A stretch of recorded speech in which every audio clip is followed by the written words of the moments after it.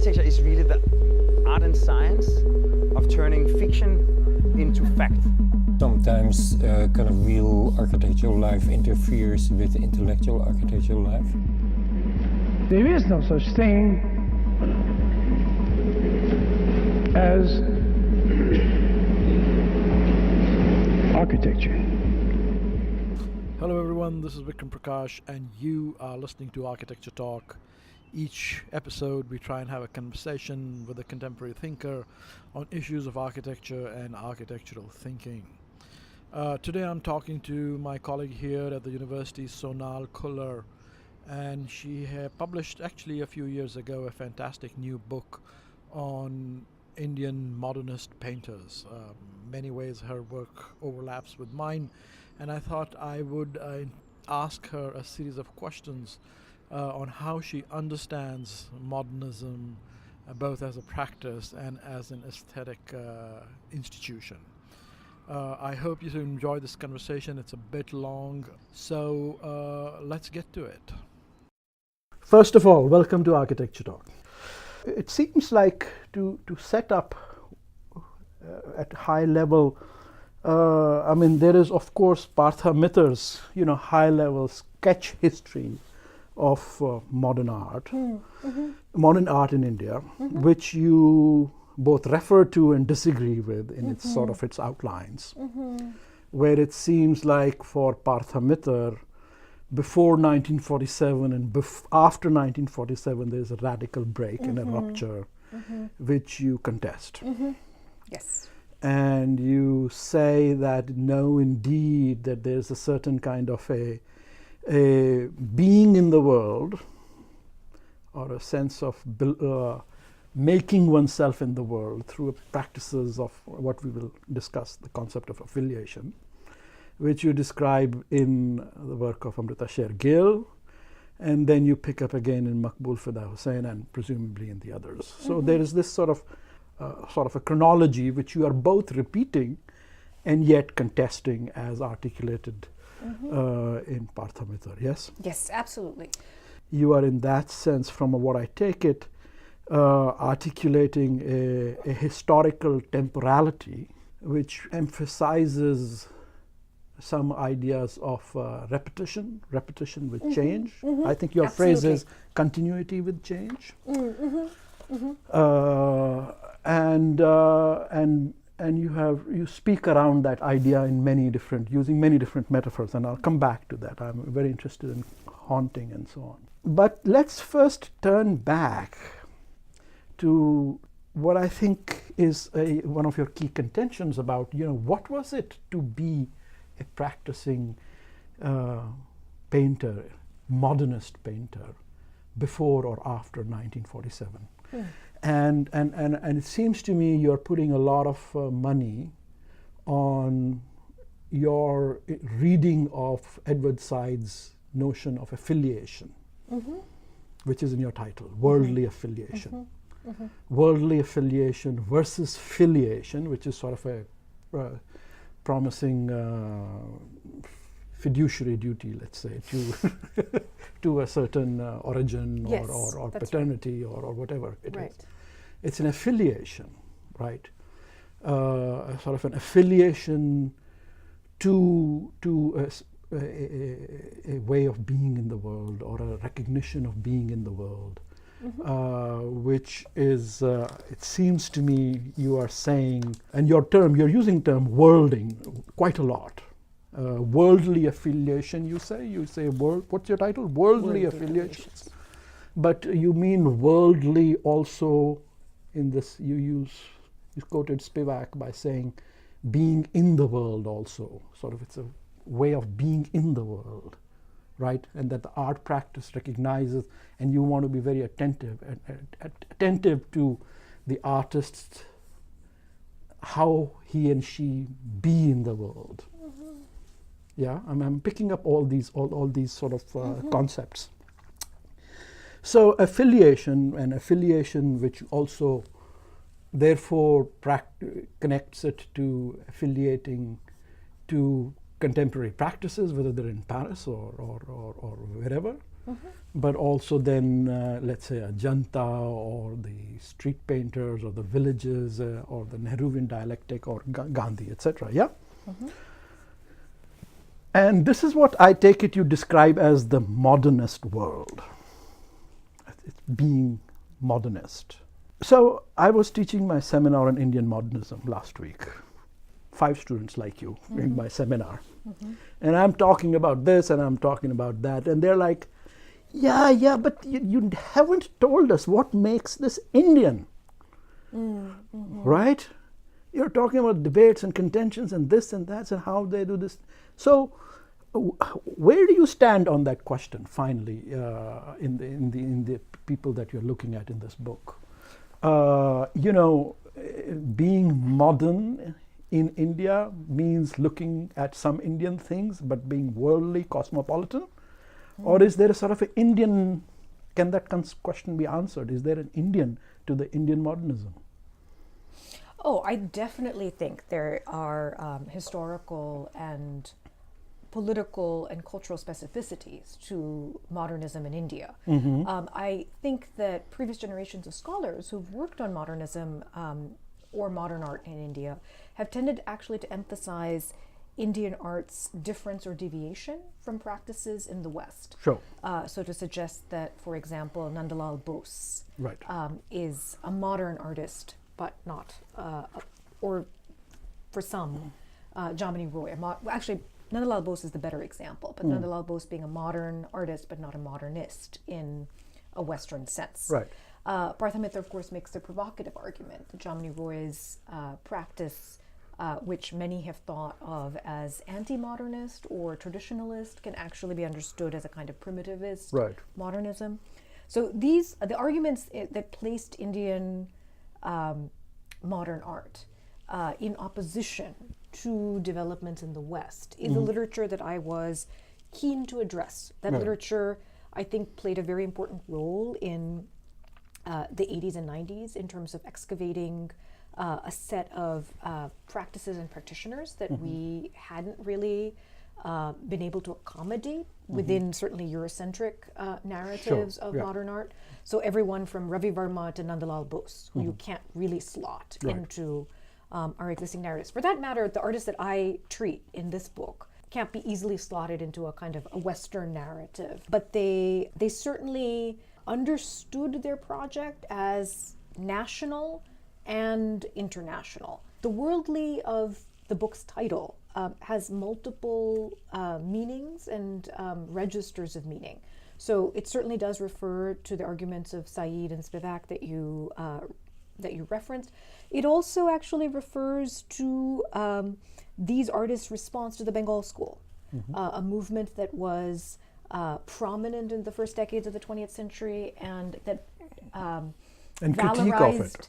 It was a critique of it. That movement, one could say, valorized an otherworldliness, Indian art spirituality, as Tapatu Gautarkar has argued. So secularism. And it's also, you talk so about this secularism. is a materialist turn. This Yeah. is a materialist turn, and this is a secular turn. Yes. And this is a turn that these artists who are quite different from each other share. They're artists who are all clearly, or rather I shouldn't say clearly, but are canonical figures in India and associated with the project of modernism, but not necessarily with each other or with any school or movement per se. They are somewhat independent, if not iconoclastic. And it was important to me to think about how each of these artists' practice performs what you described as a being in the world, but also a making of the world that is Indian to the extent that it is a specific, situated response to colonialism. So it's only because of its situatedness that makes it Indian. Because it seems to me your argument really is that this reading is a way to rethink modernist practice in general. Yes, that's correct. Correct? Correct. There is an argument from this archive. I am staging a kind of dialectic, a dialectical process between what you might describe as developments at a national level and developments at a global or transnational level. Right. And then, yes, the next phase of the argument, and many other scholars really, this is kind of where they have picked up, is to use this idea in different kinds of post-colonial situations, non-Western or post-colonial situations. Or what about Western situations? That has happened so far a little bit less. But would you argue that whether it has happened or not? Would you argue that it needs to be also identified in Western situations? A kind of a dialectic between national and global modernism, absolutely. However, I will say that there are certain features of modernism in India that have in common features with modernism in Latin America and Africa that are distinct from European and US modernisms. Now, I'll say specifically this.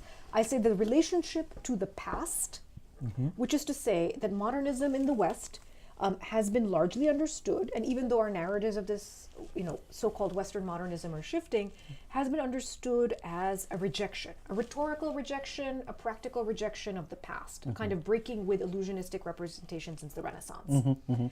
In many ways, post-colonial modernisms were very invested in a project of, if not recovery and recuperation, certainly a reclamation of the past. So in India, you can see that through a turn to classical art like Ajanta, or to the quote-unquote primitive art of the folk, of the village, of the world of craft. Sure, okay. And so this turn to a national cultural past, even though it is mythical and in itself a modern invention, is common to modernisms in Mexico, in India, and elsewhere. But And how would that's you not necessarily- articulate Gauguin and sort of their sort of also look at primitivism, whatever they call primitivism and Gauguin's primitivism. Very important for many Indian artists to think through as a project, but of course Gauguin's relationship to his subjects was different as the European master in relation to, let's say, Tahitian women Sure. who were his models is a rather different relationship than the one that my artists have to, let's say, their models and materials. Okay. It's a relationship, of course, that Shergill is actually very self-consciously critical right of in in his Self-Portrait as self- Tahitian. Yeah, that's right. So she is, I would say that's a self-conscious and proto-post-colonial critique of Gauguin. That's how you argue And of Gauguin's primitivism. Amrita Shergill, that she's both influenced and sort of critiques it also. Correct. Okay, Correct. but to return to what you were saying, you were articulating an affiliation between the post-colonial nations. Particularly in your book, you certainly quote Octavia Paz a lot, and of course, he was ambassador to India, and so there's a sort of a very direct connection. But you were trying to say that there is a post-colonial affiliation that is to be distinguished from received general normative readings of the construction of Western modernism, yes? Yes. Yes. Okay. I would say this. I wouldn't go so far as to say that there's a relationship of complete or total difference. For example, the Partha Chatterjee argument of around the post-colony, and I'm forgetting this kind of slim volume where this argument is presented, but there's a kind of post-colonial difference, or an extreme version of post-colonial difference that Chatterjee argues that is not as far as I would go in terms of arguing for the kind of history of cosmopolitan that I'm arguing. Right. At the same time, I wouldn't say that the history of cosmopolitanism or the history of modernism that I present in this book can be easily transplanted or translated to any location, whether it's Mexico or Senegal or Japan. I think there are ideas and influences that certainly these societies share. I also think you're absolutely right that there needs to be a more nuanced and critical reckoning with European artists' borrowings from elsewhere. Yes. And Partha Mitra, of course, makes a very important intervention there with his argument around the Picasso-Manqué syndrome, the idea that Gaganendranath Tagore is seen to be derivative of Picasso, but Picasso is never derivative of, let's say, African art. Yeah. So why is it that this kind of exchange goes only one way? Right. Ming Tianpo has made a very similar argument about cultural influence seeming to always only go one way from Europe to Japan and not the other way around, even though we know that not to be the case. Her term for this kind of theory of exchange is cultural mercantilism. And so these scholars really laid the groundwork for what I would do in this book.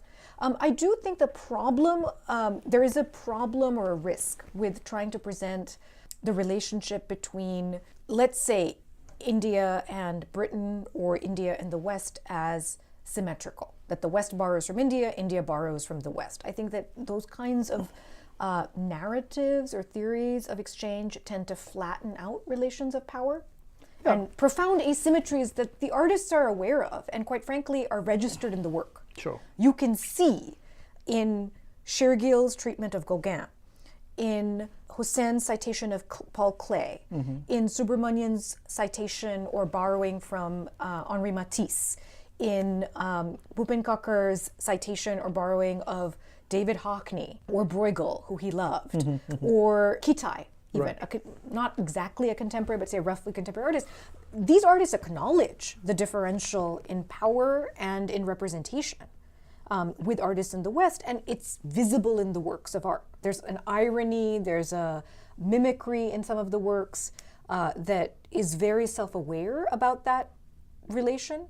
And that, I would say, is actually quite particular to this archive. It's not necessarily, I don't think you're going to find colonial ambivalence, mimicry, or hybridity, to use Homi Bhabha's words, in the works of most European or US artists of the same period. But we won't find it, but perhaps we have to look for a different... We have to look for some other modality of yeah. Yes, because right. Otherwise, how does affiliation work?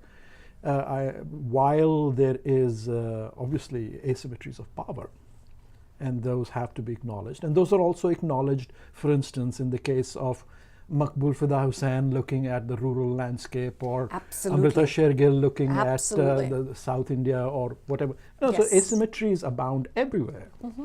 And everyone, or any good art practitioner, is always constructing around that, correct? Yes, yes. But we find, so you very well described, so when the Indian artists are looking at the rural situation and channeling Gandhi, they are aware of their privilege. Yes. So similarly, one would imagine one can produce a reading of privilege in the West. Oh, of course. Yeah. Absolutely. That's not the project of this book, but yes, no. It does open the door for that. Affiliation is an idea that I hope carries across. It is a notion, as you put it quite well, of cultivation.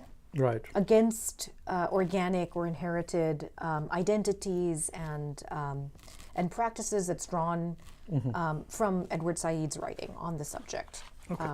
So most of Said's archive was European or Western literature. Yes. Right. Yes, So yes. you can certainly use the post. I mean, I derive that post-colonial critique to use, with a different project. I will also say, Vikram, I think this will. I mean, I don't know if this is going to be necessarily useful for your podcast listeners, but I think certainly you're aware of the critique also of the success of post-colonial theory in the West, which is to say, for some scholars, whether it was subaltern studies or post-colonial studies, India became the model for the post-colonial world. Sure, yeah. And I was it became hegemonic in its own way. Yeah. And so I was very careful with this book that I didn't want to reproduce that dynamic, which is to say, as Partha Chatterjee did in his pioneering books of the 80s, which is to say a derivative discourse, for example, and lay out a theory of the post-colonial world or post-colonial politics, as he continues to do. And it's an admirable project, but I don't want to go there. One, I think it essentializes post-colonial difference and the post-colony. Yeah. I think it reproduces the hegemonic status of India. Yeah. I do think that India is a particularly rich site to think about modernism. I think that the archives are really quite astonishing and diverse, even though you don't always find them where you're looking for them. In Almira, as you said. That's what I said, yes. And the artists that I write about, it's funny because I've had to say this again and again. They're canonical figures, and there's been a ton written about them. And I chose them specifically for that reason. They are not marginal or outliers in any way, and there are generations of people writing on them. Right. So by the time I'm writing on Hussein's Man, right. I have 50 years of criticism yeah. on Hussein's Man, and which makes these artists particularly good subjects, to rethink historiographies of national and global modernism. And so, again, there were lots of advantages to thinking about these particular careers. These artists have also, as you know, been over-determined in many ways and continue to be so, as woman artist, queer artist, Muslim artist, craftsman or Brahmin, whatever you like. And you steered away from that I decided deliberately. that that's not what I want to do. I acknowledge the importance of those kinds of historiographies, but I want to be able to tell a different story that actually relates to some of my own intellectual and political commitments, but that also gives us a different, defamiliarizes, let's put it this way, the received stories of modernism in India, which whether they're the pre or post 1947, or they're the story of modernism in the visual arts that's separate from modernism in theater, that's separate from modernism in literature and architecture, or the story of modernism in Bengal and Baroda and Madras being kind of different modernisms.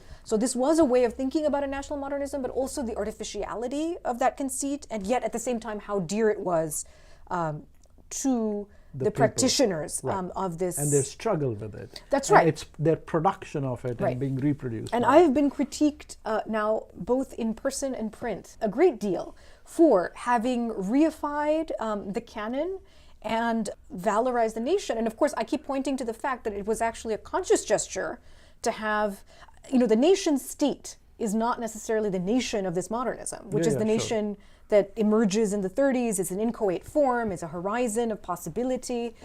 And that it's not a coincidence that the first two images in the book are a map of South Asia and then Zarina Hashmi's absolutely abstract rendering of country. You describe it, did not perform a movement toward freedom, but announced the imperfect, uneasy arrival of liberal democracy.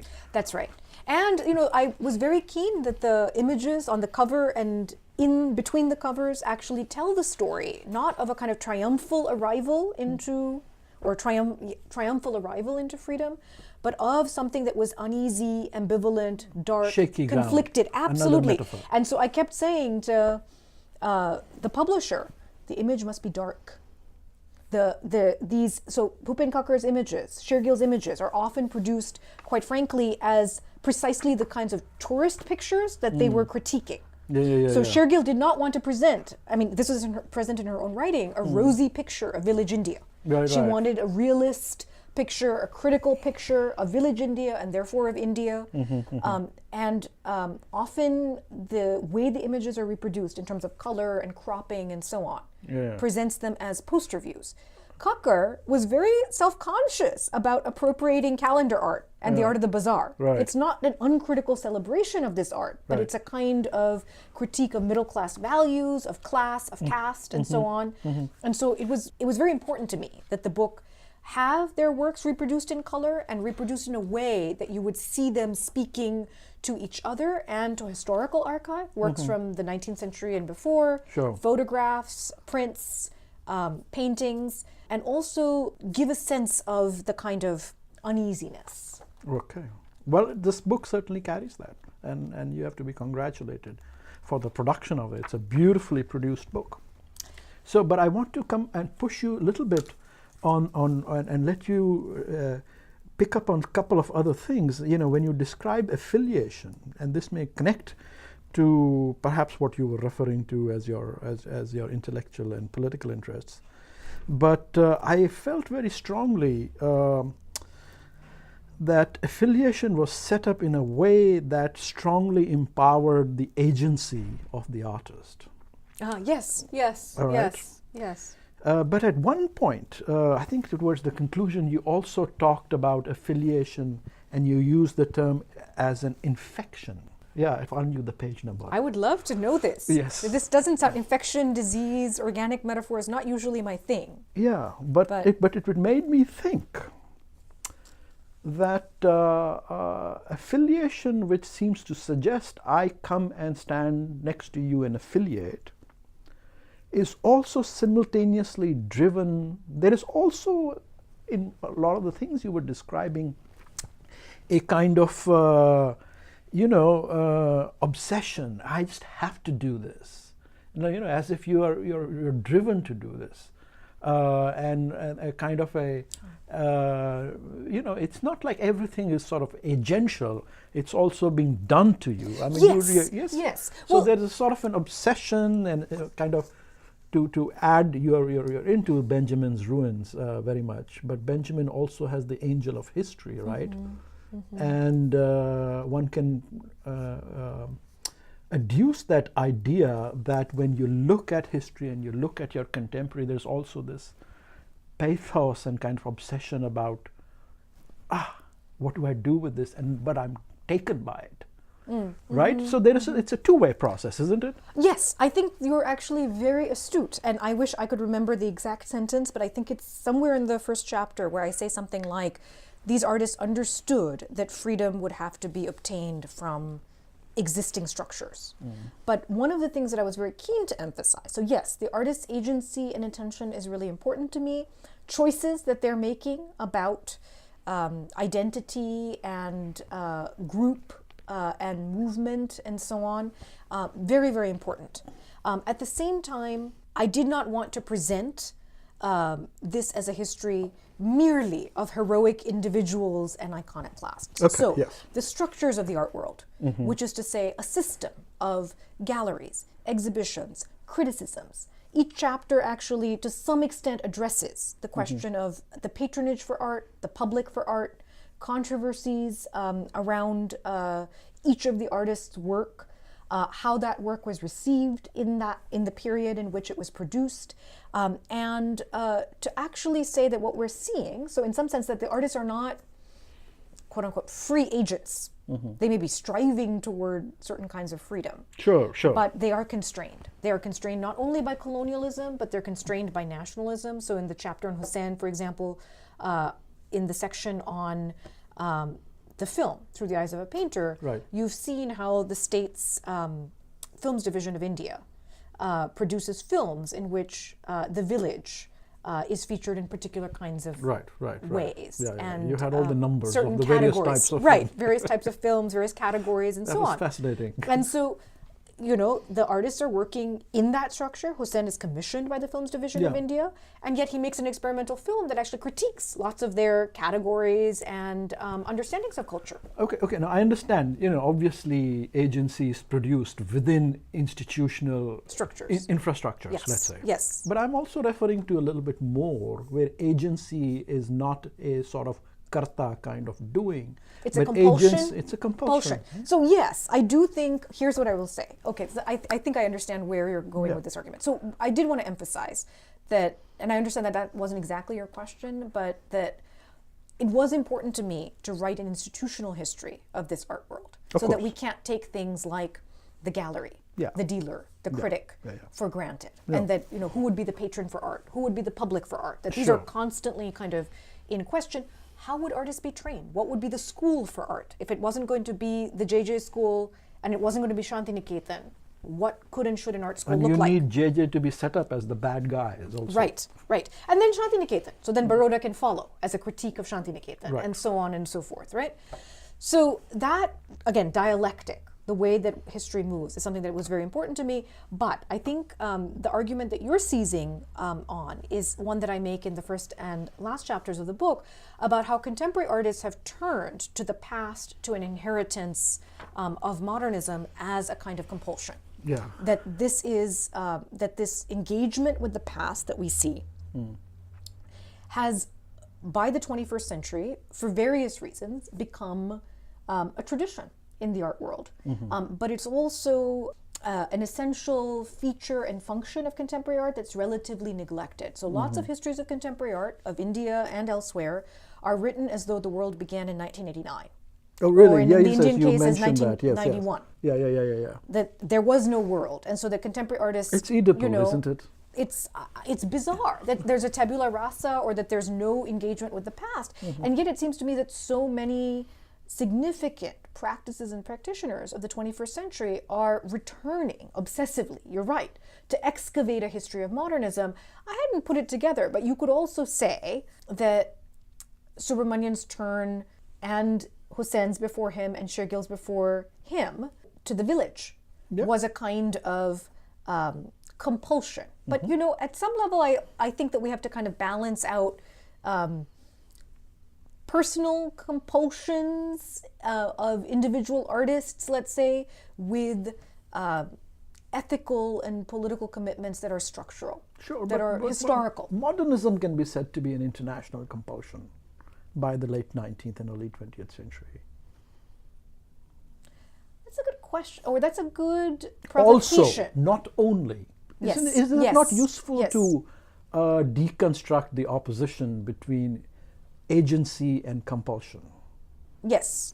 I think that's a useful, you mean to say that some kind of modernism was in the air by the 1930s? Yes. And you're sort of infected by it, and there's not, you sort of do it. But it's not like, you're... Well, here's what I will say. For every period of Indian art that I examine in this book, just like every period of Western art, you can find anti-modernist counterexamples. So this book is not a comprehensive history of course not. Modern art or modernism, and that in each period, I mean, heck, up to the 60s or 70s and maybe beyond, you're probably going to find some kind of Bengal school of course. practitioner, right? And some kind of traditionalist or anti-modernist forces, movements, groups are always kind of in place and offering a critique. That's not the history that I present. But if you're talking about a participation and participation in a global culture of modernism, even by artists who didn't leave India until they were, fully mature practitioners, a kind of sense of modernism in the air, like Hussain, like Kakkar. Yeah, Kakkar and Subramaniam left earlier. Paris. He did go earlier. He went to London. Yeah. Yes, he went to the Slade. Yeah. So Subramaniam went earlier. Shergill, of course, was also trained. And Maqbul Hussain was sort of, one would argue, pushed out. But none of the training. Yes, none of the early years. And actually, the funny thing about Hussain that we forget, he achieved success relatively early, which is to say, like in the one could say in the 50s, mid-50s. He was a very successul artist. By 1954, when he was representing India at Venice and so on. But he was, by that point, in his 40s. Oh, Almost. right. Okay, but let's return to this idea of, this infection, the denial of modernism. The denial. Denial of modernism by the whoever is constructing the post-89 narratives, including the narrators. Oh, yeah. So, and what I'm reading you say, the denial, therefore you find the obsession because it's then hidden. Yes. And you describe it, you use two terms which I think are very interesting to me. One, you say that you see the ruins of modernism everywhere. Yes. Which sort of ties in with even the sort of right-wing narrative of Nehruvian age. It's in ruins. But then you also talk about the ruins as being haunted. And in your last chapter, you use the word haunted like at least twice. Oh, yeah, absolutely. So what is this haunting? What is this about? Okay, so this is a different way of telling history. It's a way of telling history that's indebted to Walter Benjamin and the Arcades Project.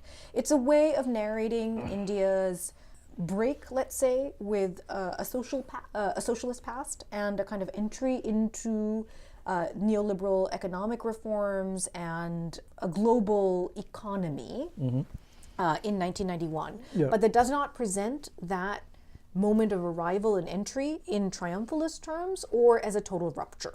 Just as I would say 1947 is a significant political moment, but not a complete break with the past. So too is 1991 or 1989, if you want to think about it that way. Certainly a break with the past, but not a total rupture. And so the idea of the ruin helps me think about transition, or Benjamin's idea of the ruin helps me think about transition. I would not argue that the contemporary artists I'm writing about are modernists themselves. I think they're very self-conscious of their citation of modernism as not a project that's relegated to the past, but that is a project associated with the past, and that it's a past that has value and efficacy that can be reanimated, which is how the haunting idea comes out. So the idea that the ruin can be activated for the present, as it is for Benjamin, and to think about this, think about the archives and artifacts of the past as having potential. No, reactivated is again very agential. Haunting is something that happens to you in spite of yourself. I see. So no, I think the argument I have about haunting is that there is a kind of specter, if you want to call it that. Specter. Specter. There's another ghostly ghost. There's a specter of modernism in many of the works that we're looking at that has been neglected. Yeah. But that's different than saying that the artists are, I'm very careful about, I don't know if this is true in architecture, but art history has a tendency, it's a very old-fashioned tendency to present all artists as conflicted geniuses or isolated individuals. Which artists happy to promote, as you saw in that picture, M.F. Hussain, yes. Or, as being kind of heroic and tragic and haunted. And that I want to be very careful, that's not the haunting or the compulsion. No, that's not the haunting we're talking about. That's not the haunting or compulsion. We're talking about the haunting of modernism as a cultural practice, sort of that captures a lot of people in the net. As a critic, yes. So here's what I will say. I will not say that any of these artists are personally haunted by modernism, but that we can think that haunting is a very effective way to think about the work of the past on the present. And it's a metaphor that's being used widely in the humanities at this moment. It's certainly not new to, or it's not unique to this moment, but it is, of course, being widely used. I do think as a cultural critic, that would be my stand. Rather than to say the artists are being haunted, as someone who is writing about this work, I will say the work is haunted. And I think we need to think about the way in which this work is inhabited by the past or animated by the past as a kind of haunting. So that's my contribution or intervention. So let's dig down into that and get more specific. Okay. So what is it that haunts you? Me personally, after all this talk about no personal haunting? What are your hauntings that have pulled you into this work? Why are you doing this? Why are you interested in this this modernism and this story of modernism? How did you get into it? I mean, and don't tell me there was this amazing seminar at Berkeley. Oh, no. I wanted to do this work before I got to Berkeley. So the honest answer, and it's actually a very academic answer, but I do have other answers as well, I suppose, that came along the way, or I wouldn't have stayed with it. It seemed to me when I was deciding to go to graduate school that a lot of very exciting work was happening in thinking about modern South Asia. But that a lot of the work on visual culture was coming from fields like sociology, anthropology, history, and so on, and that there wasn't a lot of writing. So Chris Pinney's Camera Indica had been out for a couple of years. There were people beginning to work on calendar art, photography. Of course, film studies has been around for longer than that. But it seemed to me that people weren't really looking at what we would perhaps call elite art, painting and sculpture, modernist forms. So you're filling a gap, is that what you're saying? So no, it seemed to me that there was something, no, it wasn't a gap so much. It was like, wow, there's an archive here that hasn't been addressed at all, and that actually is quite compelling and quite strange. From a personal point of view, artists like Shergill and Kakkar, who I had always wanted, whose work I'd been drawn to, who I'd wanted to write about, were also at the time, it's hard to believe now that they've been the subject of retrospectives at major Western museums. Right. But when I began this work, it seemed to me that their art was distant, illegible, and potentially untranslatable given contemporary politics. Not just the politics of the academy, but again, the interest in contemporary art that I narrate in the book. Which is to say that there was a kind of erasure of everything that had come before.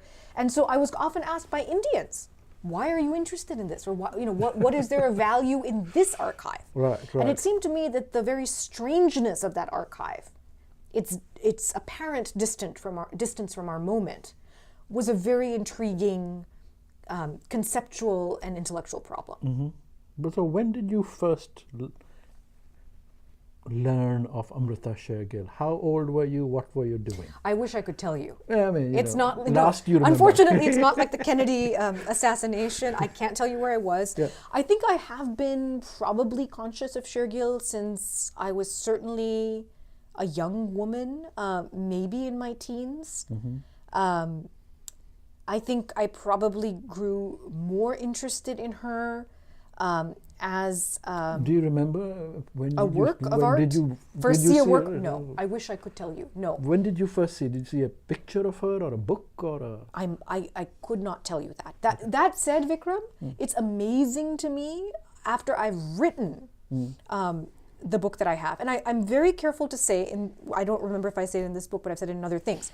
Shergill is not like Frida Kahlo in the sense of having that kind of national or international stature. You know, she's not It's known. amazing to me. She's not known like to people on the street. At the same time, in a certain kind of middle class culture in India, she's everywhere. She's everywhere. She's everywhere. She's on poster. I go to people's homes and there's a poster of Shergill, and you wouldn't even believe it. Or people have heard of her, or I go to an art fair and someone tells me about a connection to the family. You know, she's not someone who appears on magnets and pins and things like that. But it is interesting how, and I was in Lahore for the first time last year, where Saloni Mathur gave a presentation on Shergill, thinking in some ways or imagining perhaps that Shergill had been forgotten in that city. And that was nowhere near the case. You know, I mean, I don't think that people are doing scholarship or producing academic histories of Shergill in Lahore, but there's a way that she, among, again, a certain kind of educated art world and maybe academic audience, she lives. Oh, she was big. I mean, I remember my first Iqbal Singh Yeah. came home and he was driving a new car, and I don't know who it was. I was a kid. He said, you know, he sold one Amrita Shergill drawing, and he's bought this car, and that impressed me immensely. I was like, who's Amrita Shergill? Yeah, yeah. And that's how. Or, you know, I will say, Vikram, I feel like Shergill was being, again, inhabits a certain kind of middle class or academic imagination in ways that I really wanted this book to oppose, which is to say, the biographical Shergill. Sure. There are innumerable Shergill biographies. That Oh, really? I only there's know many. two. Yeah. Okay. Dalmia, Iqbal must be Singh. new ones, Yeah, yeah, there are many I'm Shergill not- biographies. There's an yeah. industry of Shergill Is that right? admirers Well, and she's biographies. very attractive subject. Well, you know, there's You know, that. tragic, and that, all absolutely. the And elements. there's also a way in which you could easily recuperate her into a certain kind of feminist history. Yeah. So I've actually written a separate essay in which I describe Shergill's career as being intelligible under what one scholar has called the Plath problem, after Sylvia Oh, Plath. okay, sure. To say that why do we narrate Yeah. female careers in this way? That said, there's this biographical cottage industry around her, some of which has been propagated by the estate Sure. and by her nephew, who is a practicing artist. There's a way in which a lot of her archive, I mean, she occupies an interesting place because the majority of her work is in the collection of the National Gallery of Modern Art in New Delhi. Right. An astonishing majority, by which I mean, yeah. you know, there's just a handful, you know, maybe 10 to 40 works, depending on what you count as works, not sketches when she was 6. Yeah. You know, that are there. So mostly it's in the collection of the National Gallery of Modern Art, but her letters, her papers, her photographs are all in private hands. Yeah. So it has made it very difficult for anyone to do, quote unquote, proper academic research. So there isn't a consolidated archive. There isn't an archive that's available to scholars or has been. So that was one Shergill I wanted to write against. On the other hand, there's been people who've written on Shergill or spoken about Shergill as Shahid Amin did when he released when he re-released the book with a revised edition. All this kind of insider knowledge and laughter about Shergill and speculation about Shergill's affairs. So Shergill's relationship to Nehru and Shergill's relationship to various other elite men and women of Indian society at that time. And there was a level at which I had no interest in whether Shergill, you know, slept with Nehru or didn't sleep with Nehru. We wouldn't ask this question of Subramanian, Kakkar, or Hussain. Right. And in fact, Hussain had certainly a very active and colorful sex life that somehow seems immaterial to everyone Nobody who's writes written on about his that? art. Not very many people. He makes his own films about this, about his romances. But it's not really the subject of writing the way, for example, Shergill's life is. And to some extent, Khakkar's sexuality has definitely been the subject of a lot of writing, Because of queer. but not in the same biographical mode, which seems to be a woman artist problem, I think, and maybe particular to Shergill as well. So I wanted to actually write a book which, and you can see that the problems are amplified with the Shergill case or example, but I wanted to write a book in which we're actually paying attention to the work, which is to say Shergill's work, Hussein's work, Khakkar's work, Subramanian's work, not their, I don't know, their family lives and, romantic struggles and such. So a feminist kind of move. Oh, absolutely. And is that one of the reasons why we don't get to see a picture of Amrita Shergill in the beginning of the chapter? It's the last. It's the last picture in the book. The sort of the revisions. The sort of those are collages, aren't they? No, but they are based on historical photographs. Original pictures. Yeah, I know. Amrita Shergill's pictures are historical. Right. So yes. Yes, it was a very conscious all gesture. All the other chapters you begin with photographs of the artist, but not Amrita Shergill. Well, and the portrait of the artist, you get two of her self-portraits and a detailed discussion of self-portraits.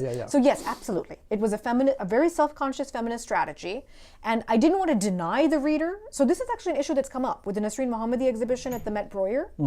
The curator, Sheena Wagstaff, said in a public discussion that I was a part of, there's a recording online, that she did not want a photograph of Mohammadi and have her be orientalized or exoticized as an Indian woman wearing a sari, teaching, etc., etc. She wanted her to stand as a global modernist and somehow efface. Is that what you also wanted? No. When I gave the talk at the Met, I showed a picture of Mohammadi teaching in a classroom. I thought it was incredibly important to her artist. Oh, so with Shergill in this book, my strategy was that one, images of Shergill proliferate. To be honest, there were some practical concerns as well, because one of the possibilities for the cover of the book was a Shergill painting. And there's been a lot of now work on and about Shergill. So I had a limited number of images that I could illustrate in color in the book. And so I wasn't going to deny the reader a view of Shergill, but I knew it was going to come at the end. Okay. So it was going to be Shergill's looking back at you. We started with Shergill, we ended with Shergill. But those are Vivan Sundaram's constructions. But they are based on, it's an actual portrait of the artist. It's not a fiction. The other thing, Vikram, that I think that you are astute enough to know, and that has been really under-recognized in reviews of the book, which have been actually very thoughtful, much more thoughtful than I would have anticipated. Not just positive, but actually constructive in many ways. Is that very few people have understood or fully understood the intervention in terms of beginning and ending a history of modernism in India with Shergill. Because histories of modernism in India today, including at the Asia Society show that took place last fall, in which I participated in a public program, begin with the progressive artists, who are all male. And they end with all male artists. And there's a way in which Shergill is just, it's the strangest thing possible. She is absolutely central to histories of modernism and is never structurally placed at the center of any account of Indian modernism. That's amazing. She's just an outsider and an iconoclast. You will have histories because she's a woman? Yes, of course. Jamini. So, for example, Bharta Mitter's book places Jamini Roy and Gaganendranath Tagore at the center of his account of modernism. And he has a right to do this on any kind of aesthetic or political or historical or cultural basis. But Amrita Shergill is relegated to a chapter with Sunayani Devi as women artists who struggled with their, personal lives and careers to make it as women artists. Shergill was absolutely, and this is not my contention, every artist from Hussein to Hebar to Souza, no feminist there in that group acknowledge Shergill's debt and influence. Sure. You cannot have a history. It's not a 21st century phenomenon to say Shergill is an important figure. And yet, she is not placed structurally, institutionally, culturally in dialogue with her peers. Binod Bihari Mukherjee, Ram Kinkar Bej, on the figure of the village, on the figure of the primitive, on the figure of woman. These critical dialogues that are happening among men in Bengal. And yet every major modernist in the 20th century, will acknowledge Shergill, but our histories don't do it. Right. So So there is a heroine in the story then. well, it's very funny that you say that, because I've had one very astute reader, Lalita Gopalan, say to me that really your fifth artist or hero is Geeta Kapoor. Oh yeah, Because in yeah, some you love sense, Geeta Kapoor. This That's is for this sure. is a history of Geeta Kapoor, right? This is as much a history I of. made a list of your favorites over here, but I'll read that to you some other But I time. will you like say, Tapti Guha Thakur Thakur, I do. No, these are your big foundational. readers. Yeah, Yeah, these you are read them foundational carefully, figures yeah. to a history of modernism. But at the same time, for me, Kapoor, and this is very important, she's a figure in this history. I'm not writing about her as though she's a contemporary Sure, yeah, intellectual of course. weighing in. Yeah, no. She's a participant She's a in this history. participant, yeah, no, she she's- is like Bartholomew for me. Oh yeah. She is not someone. Guha Thakur is an academic. She's a Yeah. senior academic, Yeah. but I am writing with her with a particular distance Mm-hmm. from the objects of our study. Kapoor, to me, It's part is of the very archive. much a part of this art world of which Yeah. I write. Right. So it's very difficult. So each chapter, and this was less visible to some readers and more visible to others. Each chapter actually pairs the artist with a critic. So Shergill and Charles Fabry, Hussain and Bartholomew, Okay. Subramanian and Shiv Kumar, Okay. and then Kakkar and Kapoor. And these are artists and critics who kind of came of age together. I And so there's a way in which, again, so as I said, the institutions of the art world, the emergence of, I focus less on dealers, but certainly, for example, state patronage is a big, state patronage, the role of the art school is a big theme in the book, or a running theme in the book. And so that goes back to your original point about continuity with change. Yeah. So as we move towards the end here, so let me get your opinion on one thing, and then nitpick a little thing with you. You end with the Kochi Biennale, and you start with the Indian Pavilion in Venice. the Venice Biennale, and several times you refer to the sort of explosion of dollar interest in the Indian art market, right? So what do you think about this? Is this a long time coming, or is this crazy? What's going on in the Indian have to art say, market? I'm not opposed to the commercial interest in Indian art. What I do feel was missing for a large period or for a long period, I should say, was a critical interest in this art. What is this art saying and doing beyond the money it's making? Let's take the money. I want to continue that. So you're not opposed. You think it's a great idea? What? That the market is burgeoning, or is this? Yeah. No, I think that the speculation. During the art market boom between 2004 and 2008 was, I think that speculation was generative and destructive, as booms and busts can be and tend to be. Sure. I think they've also been the subject of a lot of academic writing at this point. And to me, the art market, which is certainly important to the changes that we've seen in the last 20 years or 25 years, is only one part of the story. To me, I think the other part of the story that's been left out, and the market has certainly played a role in that as well, is the changes in institutions, in exhibitions. So, for example, new museums and galleries coming up, new exhibitions like the Kochi Biennale, new artistic networks emerging, artist collectives, artist associations emerging in South Asia, not just in India, and the changed artistic language and practice. All for the better? I think it's a much bigger world than it Bigger was is better? for the modernists that I write about. I think that in ways that are, I think it's a world that's extremely uneven and hierarchical, but in which questions of democracy and difference are being asked and addressed in new ways than they were in the modernist art world. So we are yes, grateful. I'm a modernist at heart. I will say that there are lots of, let me put it this way. I think that the commitments to citizenship, the commitments to big ideas, the nation, or to big projects, internationalism, I think those are now in question, and that makes me sometimes a little sad.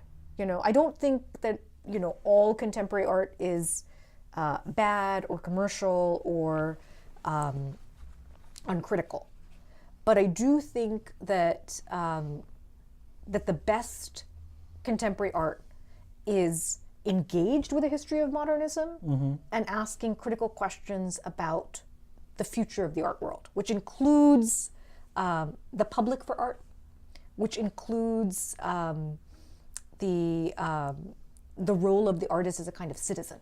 Sure. I mean, I thought that you sort of were going to string up the Kochi Biennale, but then you rescued it. And so I've sensed a little bit of ambivalence in there. I am ambivalent about contemporary art. Yes, I'm ambivalent about contemporary art. Sometimes I feel, like my colleague Marek Wieczorek has said, like an interloper in the world of contemporary art, even though this is the art of my time. I am. But you are protesting strongly in the darbar of contemporary art and its claimed disavowal of modernism. I certainly am. And I'm actually saying that, there's a lot of great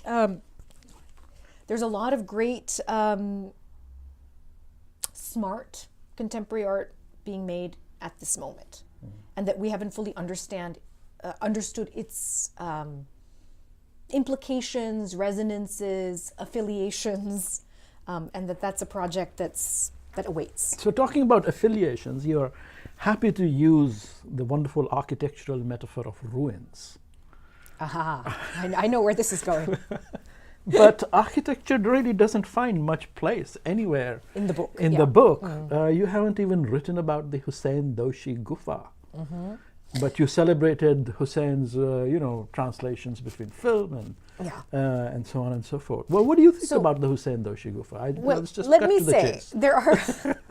there are many elisions and occlusions in the book for which sure. I feel very guilty. The closest I got to anything around architecture was the mural movement of the 60s and the idea of environments or artists working in city spaces. I discussed Gujral briefly, and of course he turned to architectural work Later in his life. Later in his life. I will say that I think the history of modernism, for which I have done some recompense in the years after this book was published, has to be written differently and as an interdisciplinary project that, let's just say, a first book for a US tenure process made it impossible to do. Okay. So I have now started to write, I've published now one article on the relationship between artistic modernisms and literary modernisms, painters and poets in Bombay in the 60s and 70s, and another on modernism in the performing arts and modernism in the visual arts in the 30s and 40s in Almora around Uday Shankar Center. But to return to so my maybe question, someday I'll get to architecture. You have seen the Hussein Doshi Gufa. I have. And what do you think of it? I think that it's an experiment. I think there were a lot of complicated and revealing experiments. They don't have to be necessarily the greatest works of art. So for example, I encouraged students I've encouraged my students on numerous occasions to write about Hussein's films if they can bear to sit through them. That is not to say through the eyes of a painter, but the Meenakshi and so on. I said, Hussein is a brilliant imagist. The visual images are just stunning, but he can't do character or the film just falls apart as a film. And I said, if you can sit through the 3 hours, I would love to read something smart about this work.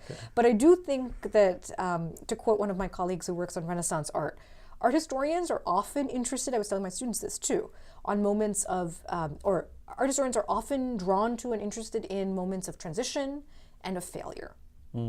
Personally, the failure reveals a lot more than the work that is slick, polished, successful. So that was my attention. That was the reason for my interest, in part, in Hussein's film. Okay. Through the Eyes of the Painter is a very... You think that's a failure? I don't think No, but it's a rudimentary and kind of utterly brilliant film. Right. But you think Hussein Doshi Gufa is possibly a failure? Yes, indeed. Well, on that point. On the record. On the record. On that point, Sonal, thank you for this conversation. I've enjoyed it very much.